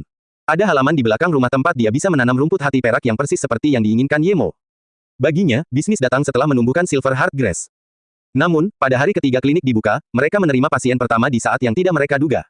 Ye Mo dan Yu Erhu terbangun oleh ketukan tergesa-gesa di tengah malam. Seorang anak berusia 5 tahun digendong ke dalam, tidak hanya matanya yang tertutup rapat dan wajahnya yang pucat, namun tubuhnya juga mengejang. Dokter, tolong selamatkan anak saya. Ambulans akan datang, tapi mereka masih membutuhkan waktu 20 menit sebelum sampai di sini. Aku khawatir Sangsanku tidak akan bertahan lebih dari 10 menit, begitu Yu Erhu membuka pintu, seorang wanita parubaya membawa seorang anak kecil ke dalam sambil berteriak minta tolong. Mengikuti di belakang adalah seorang pria parubaya, wajahnya juga menunjukkan betapa khawatirnya dia. Selain keduanya, ada juga seorang wanita berusia 50-an di belakang mereka. Ye Mo bertanya-tanya apakah seluruh keluarga telah datang. Kondisi anak tersebut mungkin kambuh dan perlu dibawa ke rumah sakit, namun, ambulans baru bisa tiba 20 menit kemudian, dan keluarga takut kondisinya akan memburuk sebelum 20 menit tersebut, jadi mereka datang ke klinik ini untuk mencoba menyelamatkan nyawa anak tersebut untuk saat ini. Mereka melakukan semua yang mereka bisa pada saat krisis ini. Tuan, meskipun Ye Erhu belajar pengobatan Tiongkok dari kakeknya, dia menyadari di bawah bimbingan Ye Mo bahwa keterampilan medisnya jauh lebih unggul daripada kakeknya, jadi dia memanggil Ye Mo, Tuan. Ye Mo bersiap untuk mengajari Yu Erhu pengobatan, jadi dia tidak menghentikannya untuk memanggilnya Master. Kondisi anak itu sekarang jelas di luar jangkauan kemampuan Yu Erhu. Ye Mo berjalan mendekat dan berkata kepada wanita itu, letakkan anakmu di tempat tidur. Wanita itu sekarang panik jadi mendengar kata-kata Ye Mo, dia segera meletakkan anak itu di tempat tidur dan bahkan tidak mencoba menanyakan pertanyaan apapun kepada Ye Mo. Melihat anak itu di tempat tidur, Ye Mo mengeluarkan jarum peraknya dan hendak menggunakannya. Tunggu, apa yang ingin kamu lakukan? Kami hanya ingin Anda meluangkan waktu agar anak tersebut menunggu ambulans, mengapa Anda mencabut jarum suntik? Pria parubaya itu kembali sadar ketika dia melihat jarum-jarum itu. Mereka awalnya sangat khawatir sehingga mereka berusaha mendapatkan semua bantuan yang mereka bisa dapatkan. Dari kejang anaknya sampai sekarang, sudah beberapa menit berlalu, namun dia sudah lebih tenang, namun dokter di klinik kecil pinggir jalan akan menggunakan jarum suntik pada anaknya, jadi dia langsung bereaksi. Ini hanya klinik yang dibuka beberapa hari yang lalu, dan dia bahkan tidak melihat sertifikat di sini. Ye Mo menghentikan jarum di tangannya dan memandang acuh tak acuh pada pria parubaya itu dan tidak berbicara. Baginya, sejak anak itu dibawa ke sini, dia tidak keberatan menyelamatkan anak tersebut. Tetapi jika orang tuanya bahkan tidak percaya padanya, dia tidak perlu mengurusi urusan orang lain. Dia adalah seorang kultivator, meskipun dia telah menghabiskan cukup banyak waktu di bumi, dia tetap tidak terlalu membebani kehidupan orang normal, namun, dia juga bukan orang yang tidak punya hati jadi dia akan membantu jika dia bisa. Ketika orang-orang percaya bahwa uangnya telah dicuri di kereta, mereka segera datang membantunya, sehingga dia merasa bahwa dia juga harus membantu orang lain, namun, tidak mungkin dia memohon untuk merawat anak ini. Dia telah memindai anak itu dengan indera rohnya, itu bukanlah kondisi jantung yang sederhana. Arterinya hampir pecah, dan jika meledak sepenuhnya, anak ini tidak akan bertahan lama. Ye Mo memahami tingkat medis di sini, dan saat ini, kondisi anak tersebut tidak dapat disembuhkan di dunia ini. Melihat Ye Mo menghentikan tangannya, pria parubaya itu tidak tahu harus berkata apa dan membeku. Karena kamu tidak percaya padaku, silakan pergi. Ye Mo mengambil kembali jarum perak itu. Set ini dibawakan oleh Yu Erhu. Yu Erhu sudah sering bersama kakeknya merawat pasien sebelumnya. Dia sangat tidak menyukai orang-orang yang tidak percaya pada dokter, jadi ketika dia melihat situasinya, dia langsung berkata, kamu beruntung tuanku bisa membantu merawat anakmu, jadi. Setiap kali dia dan kakeknya keluar untuk merawat pasien, orang-orang akan sangat gembira dan memperlakukan mereka dengan sangat ramah. Jadi mengapa mereka diperlakukan seperti ini di sini? Apakah kamu ingin Sangsan seperti ini selamanya? Minggir. Setelah mengatakan itu, wanita itu mendorong pria itu ke samping dan tiba-tiba berlutut di depan Ye Mo, dokter, tolong selamatkan Sangsan. Dia sudah seperti ini terakhir kali, dan jika kita tidak berada di luar rumah sakit pada saat itu, dia akan kehilangan nyawanya, tolong. Niatnya sangat sederhana, dokter bahkan tidak menanyakan kondisinya dan mengeluarkan jarum untuk mengobati Sangsan yang artinya dia memang memiliki kemampuan yang hebat, jika tidak, setidaknya dia harus menanyakan kondisinya. Terlebih lagi, ia pernah mendengar bahwa para dokter yang menggunakan akupuntur biasanya sangat mampu karena dokter biasa tidak tahu cara menggunakannya. Ye Mo melambaikan tangannya dan berkata, bangunlah, aku akan menjaga anakmu untukmu, tapi kamu mempengaruhi perawatanku dengan berlutut di sana. Mendengar perkataan Ye Mo, wanita itu segera bangkit. Laki-laki yang didorong ke samping oleh perempuan itu melihat wajah anak itu berubah dari putih menjadi ungu dan segera menyadari bahwa anak itu dalam bahaya, namun, ambulansnya masih belum datang, jadi dia tidak berbicara lagi. Wanita yang lebih tua itu menatap anak itu tanpa perasaan dan mungkin bahkan tidak tahu harus berkata apa lagi. Namun Ye Mo dengan cepat menusukkan jarum ke tubuh anak itu, dia bahkan tidak perlu melepas pakaian anak itu. Orang-orang ini tidak memahami akupuntur, sehingga mereka tidak tahu bahwa biasanya pakaian perlu dilepas, namun, Yu Erhu sedikit memahaminya, tapi menurutnya, Ye Mo sudah mampu, jadi tidak masalah baginya jika pakaiannya tidak dilepas. Tentu saja, Ye Mo tidak menggunakan akupuntur tradisional, dia menggunakan jarum sebagai jembatan untuk mengalirkan qi-nya ke tubuh anak tersebut dan secara bertahap meringankan arteri yang rusak. Ini bukanlah pengobatan yang lengkap, jika tidak, dia harus memperbaiki arterinya. Ye Mo tidak akan berani mengobatinya sekarang, apakah dia mampu atau tidak. Jika kondisi yang menyusahkan seperti itu ditangani oleh klinik kecilnya, dia tidak akan bisa lagi bersikap rendah hati seperti yang dia inginkan, namun, jika dia meringankan kondisinya, itu masih masuk akal, jadi dia tidak boleh terlalu menarik perhatian. Untuk mengatasi kondisi ini sepenuhnya, Ye Mo harus mencapai tahap ketiga terlebih dahulu, kemudian menggunakan banyak ramuan lainnya. Saat Ye Mo menggunakan qi-nya, arteri mati di tubuh anak itu secara bertahap memulihkan fungsinya, warna ungu di kulitnya terus memudar dan, setelah 10 menit, wajah anak itu kembali normal. Bahkan mereka yang tidak mengerti pengobatan pun dapat mengetahui bahwa kondisi anak tersebut menjadi lebih baik. Pria dan wanita itu diliputi kegembiraan dan maju untuk meraih tangan anak itu. Sementara itu, Ye Mo ditinggalkan di samping. Saat ini, sirene ambulans terdengar. Akhirnya, pasangan itu teringat bahwa anak mereka diselamatkan oleh Ye Mo dan bergegas mengucapkan terima kasih. Ye Mo melambaikan tangannya, ambulans ada di sini, bawa anakmu ke rumah sakit. Meskipun mengetahui bahwa rumah sakit tidak dapat menyembuhkan penyakit ini sepenuhnya, ada baiknya untuk melakukan pemeriksaan. Pasangan itu tidak berani membuang waktu dan membawa anak itu ke dalam ambulans. Mereka bahkan tidak punya waktu untuk membayar biayanya. Qi Wanxing dan Ning Qingsui yang berada di Flowing Snake sekarang mengerti bahwa keduanya tidak tahu kemana Ye Mo pergi. Dari mulut Ning Qingsui, Qi Wanxing mengerti bahwa Ye Mo telah menyinggung keluarga Song yang cukup mengejutkannya. Meskipun kakeknya adalah seorang tentara dan begitu pula ayahnya, dibandingkan dengan keluarga Song, mereka jauh berbeda. Wanxing, apa maksudmu Ye Mo mungkin pergi ke gurun? Mendengar kata-kata Qi Wanxing, Ning Qingsui sepenuhnya percaya bahwa Ye Mo bukanlah orang biasa, meskipun dia tidak mengerti mengapa Ye Mo berpura-pura menjadi orang normal dan bahkan diusir dari keluarga Ye. Saya merasa dia pasti pergi ke sana. Saya berada di sisinya ketika dia menemukan peta kulit kambing yang compang camping itu, dan saya membantunya menafsirkan kata-kata Tibet di peta itu. Ekspresinya saat itu sangat gembira. Dugaan saya, dia mungkin sedang mencari sesuatu di sana, kata Qi Wanxing dengan pasti. Ning Qingsui mempercayai kata-kata Qi Wanxing. Tindakan Ye Mo aneh, terlepas dari apakah itu bukan tidur di malam hari tetapi duduk di bawah pohon, atau tidur di lantai batu, ini bukanlah sesuatu yang bisa dijelaskan secara normal. Dia terluka parah pada saat itu, jika Ye Mo benar-benar menyembuhkannya, itu tidak bisa dijelaskan hanya dengan beberapa kemampuan. Dia tahu bahwa dia memiliki seorang bibi yang berlatih seni bela diri kuno, namun, dia belum pernah melihatnya karena, dari apa yang dikatakan ibunya, sangat sulit bagi bibinya untuk keluar. Seni bela diri kuno adalah sesuatu yang sangat misterius, banyak orang bahkan belum pernah mendengarnya. Apakah Ye Mo juga seorang kultivator seni bela diri kuno? Tapi meski dia melakukannya, dia seharusnya tidak bisa mengobati luka serius seperti itu. Semakin Ning Qingsui memikirkannya, semakin dia bingung, jadi dia hanya bisa berhenti berpikir dan melihat ke arah Qi Wanxing, apakah kamu masih memiliki peta itu? Qi Wanxing mengeluarkan dari tasnya peta yang dia gambar kemudian dan memberikannya kepada Ning Qingsui, saya menggambarnya setelah itu, tapi sama persis dengan yang lainnya. Ning Qingsui mengambil petanya, itu sangat sederhana dan hanya menandai beberapa tempat di gurun taklimakan. Ada juga beberapa garis dengan beberapa label di sebelahnya yang jelas-jelas bukan berada di perbatasan gurun, melainkan di bagian paling dalam. Ning Qingsui juga pernah mendengar tentang gurun taklimakan, lautan kematian dalam dongeng, tapi dia tidak mengerti apa yang dicari Ye Mo di sana. Setelah menatap peta untuk waktu yang lama, Ning Qingsui berkata, bisakah Anda memberikannya kepada saya? Namun, Qi Wanxing berkata, saya mengingat peta itu dengan sangat jelas sehingga Anda dapat mengambilnya jika Anda mau. Tiba-tiba, Qi Wanxing memikirkan sesuatu saat dia melihat ke arah Ning Qingsui dan bertanya, kamu tidak berpikir untuk mencarinya, kan? Ning Qingsui mengangguk, terkadang, ide muncul begitu saja seperti saat saya datang ke Flowing Snake kali ini. Aku tahu ini berbahaya di sini, tapi aku selalu berfantasi bahwa aku bisa bertemu Ye Mo dan tidak akan mendapat masalah. Jika sebelumnya, aku pasti tidak akan melakukan hal seperti itu, tapi sekarang, aku tidak bisa menahan diri. Saya tidak tahu apakah saya merindukannya, saya tidak bisa mengutarakan perasaan itu. Mendengar perkataan Ning Qingsui, Qi Wanxing bertanya dengan lebih ingin tahu, Qingsui, bukankah kamu memalsukan pernikahan dengan saudara Ye?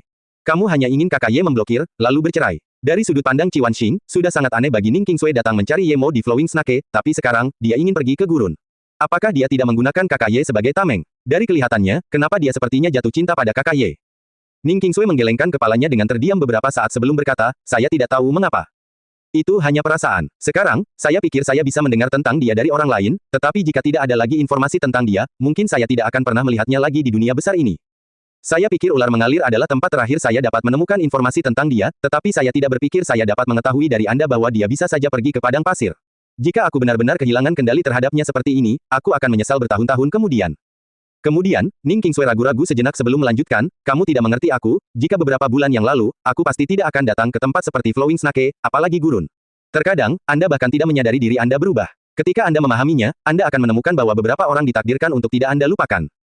Memang, saya menggunakan dia sebagai tameng sebelumnya, tapi ketika saya mengerti siapa dia, dia sudah pergi tanpa memberi saya kesempatan untuk meminta maaf. Maaf, Wan Xing, alasan saya mengucapkan kata-kata itu kepada Anda adalah karena dia harus memperlakukan Anda secara berbeda.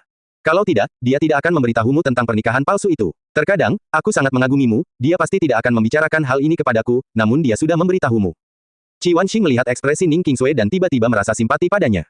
Dia seharusnya menjadi seperti dirinya sendiri, tetapi sedikit berbeda. Ketika Ning Qingsui mengetahui keunggulan saudara Ye telah meninggalkannya.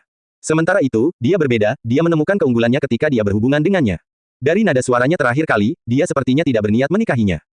Tidak ada niat menikahi Qingsui. Qi Wanxing tersipu dan memikirkan dirinya sendiri, tapi dia segera menggelengkan kepalanya.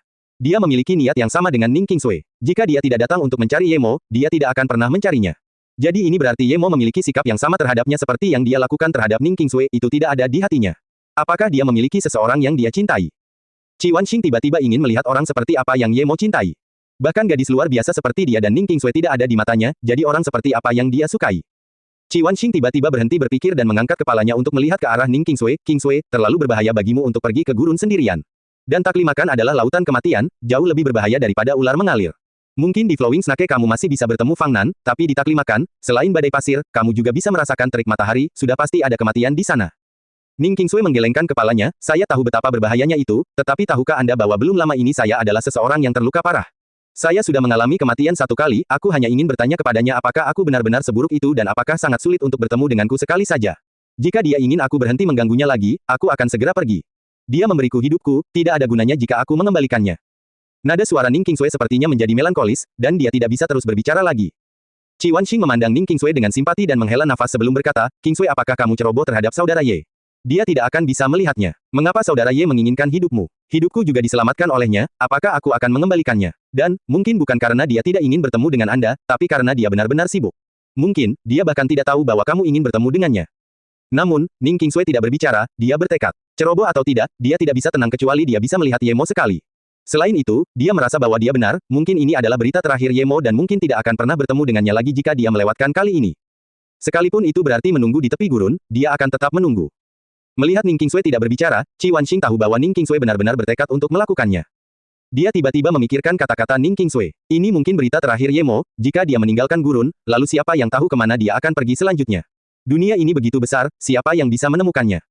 Memikirkan hal ini, Qi Wanxing tiba-tiba berkata, Qingsui, bagaimana kalau aku ikut denganmu? Saya memiliki lebih banyak pengalaman di padang pasir, dan saya telah tinggal di militer selama beberapa tahun. Kamu juga pergi ke gurun pasir. Ketika Ning Qingsui mendengar bahwa Qi Wanxing datang mencari Ye Mo, dia mengerti bahwa Qi Wanxing pasti merasakan sesuatu pada Ye Mo, tapi dia tidak menyangka dia juga ingin pergi ke gurun. Qi Wanxing menganggukkan kepalanya dengan tegas dan berkata, tapi sebelum kita pergi, kita harus pergi ke Luochang dulu, saya punya perusahaan di sana.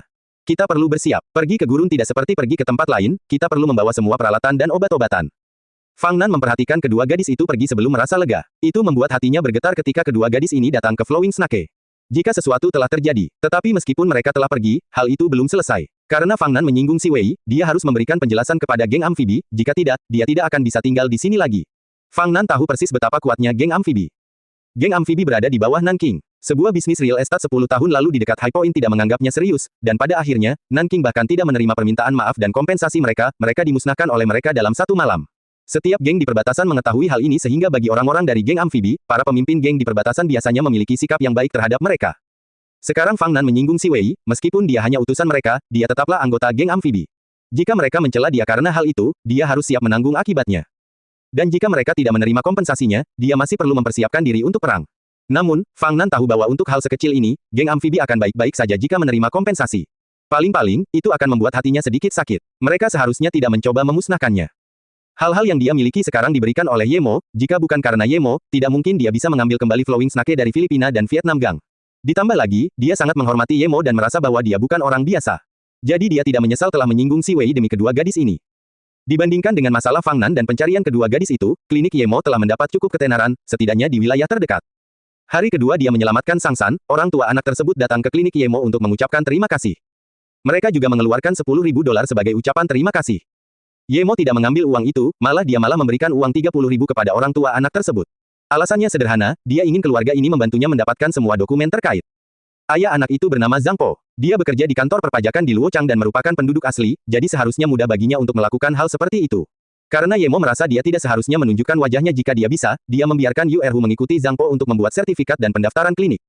Banyak hal yang bisa diselesaikan dengan uang, apakah Yu Erhu benar-benar memiliki keterampilan atau tidak ada yang peduli. Dengan bantuan kuat dari pasangan tersebut, klinik Yemo memiliki reputasi yang baik meskipun baru dibuka sekitar 10 hari. Ini semua karena kemampuan promosi mereka. Klinik ini disebut klinik Huichun setelah semua dokumen dibuat. Yemo tidak mengatur apapun dan hanya duduk di halaman menyiapkan tanah sehingga dia bisa menanam rumput hati perak. Dia meninggalkan klinik sepenuhnya di tangan Yu Erhu. Untungnya, Yu Erhu memiliki pengalaman di bidang kedokteran, dan dengan seringnya pengawasan Yemo, penyakit kecil yang diderita pasien dapat disembuhkan dengan mudah. Yemo memberikan $20.000 dari 40 sisanya kepada Yu Erhu agar dia dapat membeli beberapa tanaman obat dan menyimpan $20 terakhir untuk menyiapkan peralatan yang dibutuhkan untuk gurun. Klinik kecil itu bahkan tidak menghasilkan uang, tapi Yemo tidak peduli. Tujuannya adalah menumbuhkan rumput hati perak, yang lainnya tidak menjadi prioritas. Jika dia bisa mendapatkan uang, itu bagus, tetapi jika dia tidak bisa, itu tidak masalah. Ramuan yang dibeli Yu Erhu dimasak menjadi sup atau pil oleh Yemo dan dimasukkan ke dalam stoples, lalu diberitahukan kepada Erhu fungsinya.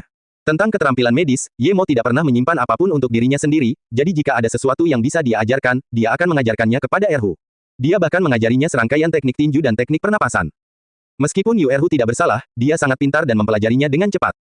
Meskipun Yemo telah mencoba untuk menolak kondisi yang menyusahkan tersebut, klinik mereka secara bertahap masih semakin terkenal. Tentu saja hal ini disebabkan oleh propaganda warga sekitar, namun hal ini terutama disebabkan oleh penemuan bahwa banyak orang hanya perlu datang ke sini satu kali dan penyakitnya dapat disembuhkan, berbeda dengan pergi ke rumah sakit. Jika Anda pergi ke rumah sakit, Anda mungkin perlu pergi beberapa hari berturut-turut. Namun, satu-satunya hal buruk tentang Huichun adalah harganya yang agak tinggi. Biasanya, jika seorang anak pergi ke rumah sakit, hanya obat atau jarum suntik yang dijual bebas, dan biayanya sekitar $100, namun, penyakit yang sama di Huichun akan menelan biaya $200. Namun demikian, karena ini adalah pengobatan Tiongkok, hanya diperlukan satu kali minum obat yang berbeda dengan pemulihan 1 minggu di rumah sakit. Banyak orang masih senang datang ke klinik yang cepat dan efektif ini. Pepatah lain mengatakan pengobatan Tiongkok netral dan lebih menyenangkan bagi tubuh dibandingkan pengobatan Barat. Awalnya usaha mereka nyaris tidak untung, bahkan terkadang ada yang merugi. Namun karena hasilnya yang menakjubkan, mereka menjadi sangat populer. Untungnya tidak banyak orang yang tinggal di sini, jika tidak, klinik tersebut tidak akan memiliki cukup orang untuk merawat setiap pasien. Yemo telah cukup banyak menanam rumput hati perak dan memberi kadenya saat dia bersiap untuk pergi ke padang pasir, namun, dia menyadari bahwa bisnisnya menjadi lebih baik dan mengerutkan kening. Gagasan Yemo adalah bahwa itu akan baik-baik saja selama bisnisnya dapat menghasilkan uang, dan tidak perlu terlalu bagus. Dia memahami logika untuk tidak menonjolkan diri. Namun, Yemo tidak mau mengambil uang itu dan tidak menyembuhkan pasiennya. Ini bukan karakternya.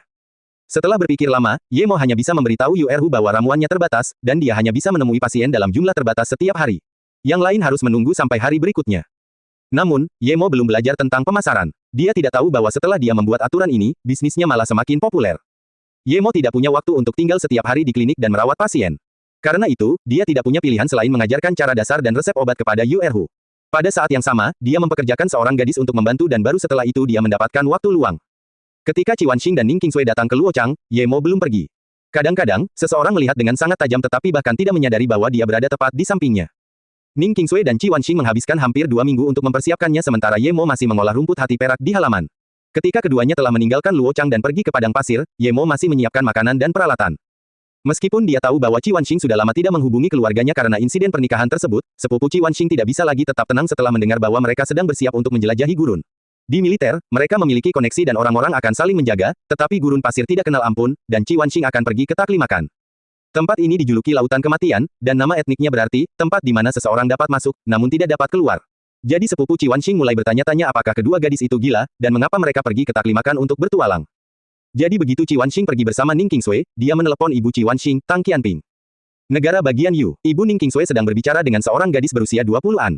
Yang menarik adalah gadis itu mengenakan penutup wajah dan mengenakan gaun kuning pucat, namun gaya gaunnya tidak sama dengan gaya anak muda masa kini, terkesan seperti gaun zaman dulu. Gadis ini memiliki rambut hitam panjang yang dengan santai diikat dengan klip berwarna biru air, dan beberapa helai rambut terurai di samping telinganya memberinya kesan yang luar biasa. Susu, kali ini, Qingsui terluka parah, dan kami mengira dia akan mati, tapi kami tidak menyangka dia akan tiba-tiba sembuh dalam 1 malam, kalau tidak, aku tidak akan memanggilmu. Aku tahu betapa sulitnya bagimu untuk keluar sekalipun, Lan Yu menyesal memanggil wanita ini keluar sekarang karena dia tahu sulit baginya untuk pergi sehingga dia tidak bisa mengganggunya dengan hal-hal sepele. Kali ini, putrinya terluka parah, dan karena itu, Lan Yu memikirkannya sebelum memanggilnya keluar, namun, dia tidak menyangka putrinya akan sembuh secara tiba-tiba.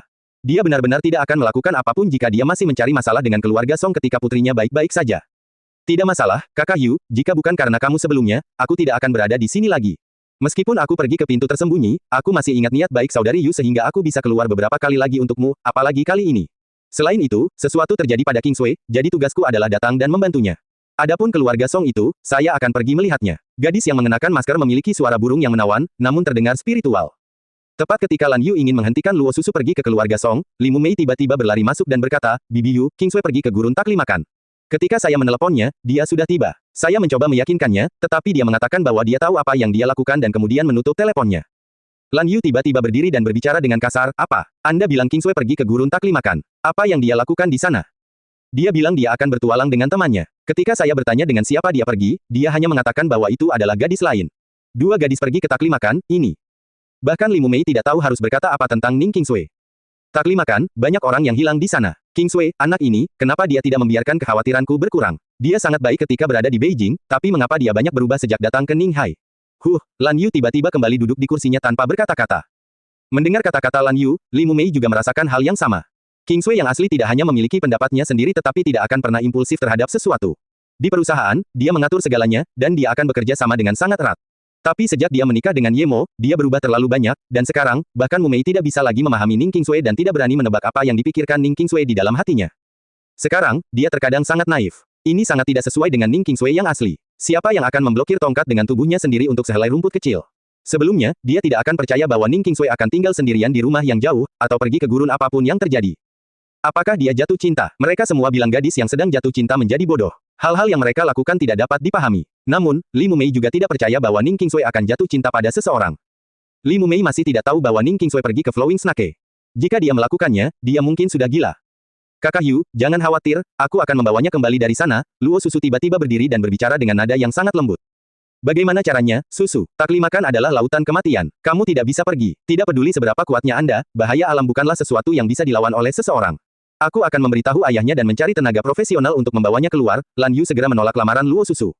Jangan khawatir, Kak Yu, percayalah, aku bisa menemukannya dan membawanya kembali. Aku pergi ke sana, nada suara Luo Susu penuh percaya diri. Tepat ketika Lan Yu ingin menjawab, Luo Susu sudah pergi. Lan Yu melihat ke belakang Luo Susu dan akhirnya tidak mengatakan apa-apa, dia kenal Susu. Dia jarang berbicara, tetapi ketika dia berbicara, dia akan melakukannya.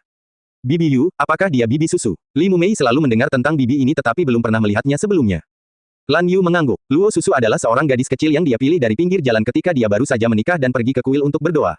Terlebih lagi, karena Lan Yu belum hamil pada saat itu, dia membesarkan Luo Susu seperti saudara perempuannya sendiri, namun, ketika dia baru berusia 5 tahun, seorang teman ayah mertuanya melihatnya dan mengatakan bahwa dia memiliki akar kebijaksanaan dan dapat memasuki pintu tersembunyi. Kemudian, mereka membawa pergi Luo Susu. Luo Susu tidak suka banyak bicara sejak dia masih muda dan tumbuh menjadi sangat cantik. Meskipun Lan Yu tidak ingin dia pergi ke sana, ayah mertuanya mengatakan kesempatan itu sangat langka. Selain itu, King Sui sudah berusia 2 tahun saat itu, jadi dia mendengarkan kata-kata ayah mertuanya. Sayangnya, tidak lama setelah Luo Susu pergi, ayah mertuanya meninggal, dan sejak itu hubungan mereka terputus. Baru 12 tahun kemudian dia kembali dan memberitahu Lan Yu cara menghubunginya, dan jika mereka mengalami masalah, mereka bisa menemuinya. Anehnya, terakhir kali, dia juga memakai topeng. Iklan oleh Pub Future. Lan Yu juga bertanya apakah Luo Susu bisa sering berkunjung, tapi dia bilang itu tidak mudah. Meskipun itu hanya satu kalimat sederhana, Lan Yu tahu itu akan sulit, jadi kecuali terpaksa, dia tidak akan memilih untuk meminta bantuan Luo Susu. Kali ini, karena Ning King Sui dia berpikir untuk menemukan Luo Susu. Merupakan kebiasaan bagi anak laki-laki untuk mengambil nama belakang ayah dan anak perempuan untuk mengambil nama belakang ibu, jadi dia memberi Luo Susu nama belakang ibunya, Luo. Luo Susu mengenakan syal putih tebal di lehernya yang hanya memperlihatkan dua matanya. Orang-orang hampir tidak bisa melihat wajahnya yang tertutup, namun pakaiannya yang unik dan postur tubuhnya yang menakjubkan tetap menarik banyak perhatian. Tidak ada pesawat langsung ke gurun makan, jadi Luo Susu naik pesawat ke Wulumuki lalu berganti ke sana. Di bandara Kuerlei, tidak lama setelah turun, Ning King Sui dan Qi Wanxing dihentikan. Ning King Sui tanpa sadar mundur beberapa langkah, pengalaman di Flowing Snake memberinya kesan mendalam. Ayah, Qi Wanxing memandang pria yang menghentikannya dan memanggil. Dia tidak bertemu ayahnya selama beberapa tahun, dan pertemuan mendadak ini mengejutkannya. Qi Yujun, yang berencana untuk marah, tiba-tiba kemarahannya mereda ketika dia dipanggil ayah. Wajah seriusnya juga menjadi rileks dan menatap putri yang tidak dilihatnya selama 3 tahun, Wanxing, pulanglah bersama ayah. Ye Mo telah mempersiapkan segalanya dan memberikan tugas merawat rumput hati perak kepada Yu Erhu. Dia bersiap untuk pergi ke gurun makan. Jika dia berhasil kali ini dan menemukan tanaman anggur hati ungu dalam jumlah besar, maka dia akan mampu mencapai pertemuan Qi tahap ketiga, dan segera setelah dia melakukannya, dia akan menemukan Qian Longtou. Memaksa dia bersembunyi untuk bertahan hidup, Qian Longtou telah ditandai oleh Ye Mo. Dia adalah seorang kultivator, jika dia bisa melepaskannya, dia tidak akan menjadi Ye Mo. Karena itulah dia sangat ingin pergi ke padang pasir dan temukan anggur hati ungu. Tepat ketika Ye Mo hendak pergi, Lu Xiaozhen bergegas masuk, wajahnya penuh kekhawatiran. Lu Xiaozhen adalah perawat baru yang direkrut Ye Mo, dia lulus dari sekolah perawat dan sering suka bermain dengan Yu Erhu memanggilnya saudara laki-laki di bawah guru yang sama. Apa? Ye Mo memandang Lu Xiaozhen yang cemas dan bertanya. Saat itu, saudara Yu menerima seorang pasien tetapi baru saja mendiagnosis melalui denyut nadinya dan memberinya secangkir kecil serum yang menenangkan hati. Kemudian, pria itu jatuh pingsan dan mulai mengeluarkan busa, kata Lu Xiaozhen dalam satu tarikan napas dan masih terengah-engah, namun, kekhawatiran di wajahnya tidak berkurang karena jika klinik kecil menyebabkan kematian pasiennya, berbeda dengan rumah sakit besar. Rumah sakit besar boleh saja menyangkal, tapi klinik kecil harus bertanggung jawab penuh. Ye Mo meletakkan tas yang telah dia kemas dan bergegas ke klinik. Dia sudah memberitahu Yu Erhu untuk tidak merawat pasien yang merepotkan. Jika mereka tidak bisa menyembuhkannya, itu akan mempengaruhi reputasi mereka, tetapi jika mereka berhasil menyembuhkannya, itu akan menarik terlalu banyak perhatian dan juga tidak baik untuk Ye Mo. Klinik tersebut telah dibuka selama lebih dari 20 hari, dan ini adalah pertama kalinya situasi seperti ini muncul. Sebelum tiba, Ye Mo sudah memindai dengan indera rohnya karena klinik itu berada tepat di depan tempat tinggal Ye Mo. Ketika dia datang ke klinik, dia melihat Yu Erhu berkeringat, berusaha menyelamatkan pria di tempat tidur dan jelas sangat khawatir. Di tempat tidur terbaring seorang pria berusia 40-an, yang masih mengeluarkan busa dari mulutnya, tetapi matanya tertutup. Jelas, kondisinya tidak ringan dan harusnya kedinginan. Di samping laki-laki itu berdiri seorang gadis remaja yang berpenampilan seperti siswa SMA dan seorang wanita lain ditemani oleh seorang pemuda. Selain ketiga orang tersebut, dua orang lainnya di klinik tersebut tampak menjadi pasien di sini, sementara tiga orang sedang menikmati pertunjukan di depan pintu. Erhu, turunlah dulu. Ye Mo, hanya dengan satu pandangan, tahu bahwa metode Yu Erhu tidak akan mampu menyelamatkan dan membangunkan pria itu. Tuan, Anda di sini. Mendengar suara Ye Mo, dia akhirnya tenang. Di matanya, tuannya mampu melakukan segalanya. Ye Mo telah melihat bahwa pria yang tidak sadarkan diri itu tidak ada hubungannya dengan serum penenang jantung. Hal itu disebabkan oleh alasan lain. Iklan oleh Pub Future. Jadi Ye Mo tidak pergi ke sana untuk merawatnya, dia ingin melihat dulu apa yang akan dikatakan keluarga. Jika mereka mencoba menyalahkannya, maka dia tidak akan bersikap baik lagi. Melihat Ye Mo menoleh, wanita parubaya itu mengusap matanya dan berkata, "Dokter, suami saya memang sudah lama menderita penyakit ini, jadi saya tidak menyalahkan Anda. Saya hanya mendengar banyak orang mengatakan bahwa Anda dapat menyembuhkan beberapa penyakit yang tidak dapat disembuhkan, jadi saya datang untuk mencoba peruntungan saya, namun, saya tidak menyangka suami saya akan terkena wabah lagi. Maaf, saya akan segera memanggil ambulans." Ye Mo menghela nafas, wanita ini memiliki karakter yang baik dan tidak mencoba menyalahkannya seperti yang dilakukan beberapa orang lain yang memberi kesan baik pada Ye Mo. Suaminya pingsan di klinik ini, namun dia tetap meminta maaf kepada dokter di sana.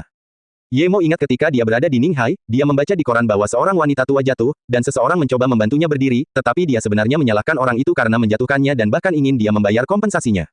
Dibandingkan dengan itu, karakter wanita ini jauh lebih baik, dan Ye Mo memutuskan untuk menyelamatkan suaminya hanya karena karakter wanita tersebut. Memikirkan hal ini, Ye Mo melambaikan tangannya dan tersenyum, "Jangan panggil mereka. Percuma saja pergi ke rumah sakit kecuali Anda ingin mereka melakukan operasi otak terbuka pada suami Anda, namun, hal itu tetap merugikan. Secara kebetulan, saya punya cara untuk menyembuhkan penyakit ini, jadi saya akan mencarinya sekarang." Ah, wanita ini terkejut saat mendengar bahwa Ye Mo dapat menyembuhkan suaminya. Meski penyakit suaminya bukannya tidak bisa disembuhkan, namun sangat sulit disembuhkan. Inilah kesimpulan yang mereka peroleh setelah menemui begitu banyak dokter. Mereka datang ke klinik ini karena mereka mendengar bahwa selama mereka menerima Anda akan dirawat. Awalnya, mereka datang untuk mencoba peruntungan dan, tentu saja, Yu Erhu menolak melakukan pengobatan apapun, namun, dia terlalu baik hati. Melihat pria ini kesakitan, dia memberinya minum secangkir serum penenang hati, tapi dia tidak menyangka akan timbul masalah dari hal itu. Yu Erhu ingin membantu pria ini, jadi Lu Xiaozhen bergegas menjemput Ye Mo. Meskipun wanita ini mengetahui masalah suaminya, dia tidak memanggil ambulans karena dia mengira Yu Erhu akan bisa menyelamatkannya. Namun, dia tidak menyangka Yu Erhu tidak bisa menyelamatkan suaminya, bahkan ketika tuannya keluar. Karena itu, dia memutuskan untuk memanggil ambulans. Namun demikian, dia tidak pernah menyangka pria yang tampak lebih muda ini mengatakan bahwa dia dapat menyembuhkan suaminya dan langsung terpana. Saat dia bereaksi, Ye Mo sudah menyelamatkan suaminya. Ye Mo mengetahui penyakit pria ini dengan pemindaian indera rohnya. Penyakitnya seharusnya disebut telangiektasia hemoragik herediter, 1, yang merupakan bintik kecil berwarna merah jambu merah di pembuluh darah otaknya. Bahkan operasi kepala terbuka pun tidak akan mampu menghilangkannya sepenuhnya dan mungkin malah menimbulkan konsekuensi yang lebih parah. Oleh karena itu, Ye Mo mengatakan bahwa rumah sakit saat ini tidak akan mampu mengobati penyakit tersebut. Namun penyakit ini hanya menyiksa orang, mereka akan merasakan sakit kepala sepanjang musim, dan semakin lama waktu berlalu, semakin tinggi frekuensinya. Meski penyakit ini tidak menyebabkan kematian seketika, akan sangat sulit untuk hidup lebih dari 50 tahun. Penyakit yang sulit diobati di rumah sakit sangat mudah bagi Ye Mo, dia hanya perlu memasukkan roh Qi ke otak melalui jarum dan menghilangkan titik-titik merah. Ini bahkan lebih mudah daripada menyembuhkan racun karang ungu milik lelaki tua itu, lagi pula, dia saat ini sudah berada di fase akhir dari Qi Gathering tahap kedua. Ini baru setengah jam, tapi Ye Mo sudah selesai. Ketika dia selesai, pria itu benar-benar duduk. Semua orang tercengang ketika mereka melihat ke arah Ye Mo dan bertanya-tanya bagaimana bisa ada dokter ajaib seperti itu. Dia hanya membutuhkan setengah jam untuk membuat seseorang yang sepertinya akan mati, hidup kembali. Pria itu duduk dan terkejut, tetapi segera, dia bereaksi dan menyentuh kepalanya yang bebas rasa sakit dengan gembira. Kegembiraan itu begitu kuat sehingga dia siap memanggil Ye Mo, "Ayah." Sakit kepala beberapa dekade tiba-tiba hilang. Siapapun akan senang. Dokter ajaib, pria ini berkata dan hendak berlutut dan menundukkan kepalanya. Namun, Ye Mo menghentikannya, "Saya kebetulan tahu cara menyembuhkan penyakit ini. Kalau itu penyakit lain, aku tidak punya cara." Dia menunjukkan terlalu banyak dirinya menyembuhkan pria ini, jadi dia segera menemukan alasan. Saat ini, istri dan kedua anaknya mengerti bahwa Ye Mo benar-benar telah menyembuhkan pria itu. Wanita itu sangat bahagia hingga dia akan berlutut bersama suaminya. Tidak ada yang tahu seberapa besar masalah yang ditimbulkan oleh rasa sakit ini pada keluarga mereka. Ye Mo memandang keluarga ini dengan penuh rasa terima kasih dan merasa emosional. Dia berpikir bahwa semakin cepat dia membunuh Qian Longtou, semakin cepat dia bisa membantu orang dengan menyembuhkan beberapa penyakit serius. Tindakan sederhananya bisa membuat sebuah keluarga bahagia seumur hidup. Alasan Ye Mo bisa menonjol di tempat terbuka setelah menyelesaikan Qian Longtou adalah karena jika dia bisa melakukannya, keluarga Song tidak akan berani melakukan apapun padanya. Dia sudah mendengar dari Wu Sueming bahwa Qian Longtou pasti memiliki kekuatan lebih dari keluarga Song. Ada yang tak tertandingi, dan dia mempercayai kata-kata Wu Sueming. Jika dia memiliki kekuatan untuk membunuh Qian Longtou, keluarga Song akan bijaksana jika mereka tidak mencari masalah. Namun, Ye Mo berpikir jika dia bisa hidup tanpa bersembunyi, dia juga tidak akan punya waktu untuk berlatih kedokteran, jadi sepertinya dia harus mengajarkan keahliannya kepada Yu Erhu. Ketika Yu Erhu mempelajari segalanya, dia akan mampu menyembuhkan orang, bukan dirinya. Meski Ye Mo tidak mau mengambil terlalu banyak uang, keluarganya tetap menyerahkan 20.000 dolar. Ye Mo tidak kekurangan uang sekarang, dan kliniknya berjalan dengan baik, jadi dia bersikeras hanya mengambil 5.000. Namun, tidak peduli bagaimana Ye Mo mencoba menjelaskan bahwa dia hanya tahu cara menyembuhkan penyakit ini, ketenaran dan popularitas klinik tersebut tetap meningkat. Meskipun begitu, Ye Mo tidak mempedulikan hal ini. Setelah memberi pengarahan pada Yu Erhu, dia berangkat ke gurun. Setelah turun dari pesawat, dia menemukan tempat yang jauh dan memulihkan penampilan biasanya. Dia hendak pergi ke gurun dan tidak ingin masuk sebagai Mo Ye, jadi dia beralih kembali ke Ye Mo. Lagi pula, jika dia dicurigai melakukan sesuatu di sana, maka dia bisa menggunakan identitas Mo Ye untuk menutupinya. Ye Mo tidak berencana naik bus ke padang pasir karena dia tidak ingin ada yang tahu apa yang dia lakukan. Selain itu, Cloud Shadow Step miliknya tidak lebih lambat dari mobil, dan sebenarnya jauh lebih cepat daripada mobil di padang pasir. Begitu dia meninggalkan Kuerlei, Ye Mo merasa sedang diawasi. Dia menyadari bahwa itu adalah 3 orang dan, meskipun Ye Mo tidak tahu mengapa mereka mengawasinya, ini berada di perbatasan gurun, jadi dia tidak khawatir sama sekali. Jika dia pergi ke gurun pasir, akan sangat sulit bagi mereka untuk menemukan jejaknya. Kamu menunggu. Salah satu pria itu mengendarai sepeda motor dan menghentikan Ye Mo. Melihat Ye Mo berhenti, dia bertanya, ada mobil, kenapa kamu tidak mengambilnya? Kenapa kamu berlari? Lalu, dia melambai ke arah 2 pria di belakangnya. Salah satu dari mereka mengambil 2 foto dan, saat dia melihat Ye Mo, dia mengerutkan kening. Melihat ini, Ye Mo langsung tahu dia dicurigai. Dia hanya tidak tahu gambar apa yang mereka lihat. Jadi bagaimana jika aku lari? Minggir. Ye Mo memperkirakan segalanya akan menjadi kotor hari ini. Saya tidak tahu tentang wajahnya, tapi sosoknya terlihat sangat mirip dengan Si Ying, dan pria itu bernama Ye Mo, kata orang yang melihat foto itu. Bawa dia pergi dulu, kata pria yang mengendarai sepeda motor itu. Di saat yang sama, dia mengeluarkan pisau besar dari tasnya.